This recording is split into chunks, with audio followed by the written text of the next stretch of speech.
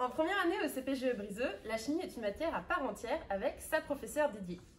Et le programme s'articule autour de 5 thèmes qui sont la continuité des thèmes qui sont enseignés en spécialité au lycée. Le premier thème, c'est transformation de la matière, où on s'intéresse à comment déterminer la composition d'un système au cours du temps. Donc ce sera de la cinétique, ou lorsque le temps a été très long, qu'on a atteint l'équilibre chimique.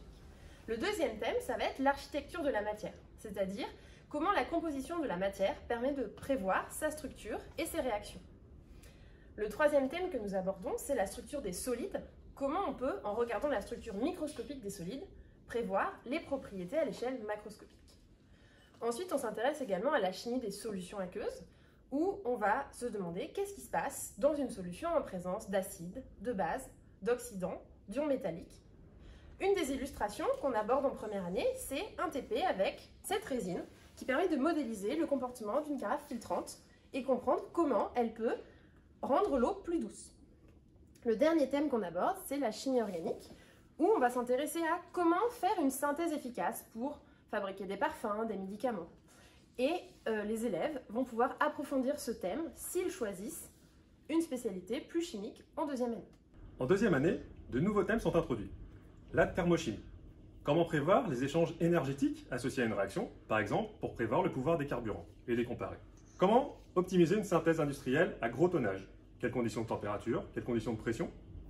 Comment séparer des espèces à l'échelle du laboratoire, des mélanges? Par exemple, les processus de distillation. Par exemple, cet appareil, qui est appelé évaporateur rotatif, dans quelles circonstances est-ce qu'on l'utilise? Est-ce qu'il est adapté quel que soit le mélange? Est-ce qu'il est différent et en quoi est-ce qu'il est différent de la distillation fractionnée que vous étudiez au lycée? Deuxième thème, l'électrochimie. Quelles sont les contraintes pour obtenir une batterie performante, aussi bien pendant sa décharge que sa recharge? Deuxième aspect, comment faire des bijoux plaqués? Troisième aspect, comment agir contre la corrosion? Ces deux thèmes-là sont traités par la totalité des élèves de deuxième année. Pour celles et ceux qui ont choisi un enseignement renforcé en chimie, deux autres thèmes sont abordés.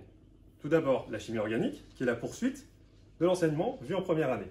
Par exemple, quel est l'intérêt de ce montage-ci, appelé d'Instar? Dans quelles circonstances est-ce qu'on l'utilise? Quel est le principe de son fonctionnement? Et ça permet de faire le lien avec d'autres parties du programme, par exemple. L'approche plutôt transverse. Quatrième thème, la modélisation quantique, qui vise à décrire la répartition spatiale des électrons dans une molécule pour prévoir sa réactivité. Tout au long des 2 années, le travail expérimental représente une part importante de l'enseignement de chimie. Au-delà d'une formation à la sécurité, il permet de mettre en relation les contenus de cours et des manipulations. Il permet également d'acquérir progressivement de l'autonomie afin d'être capable, en fin de cursus, de proposer et réaliser un protocole de A à Z. Alors n'hésitez pas!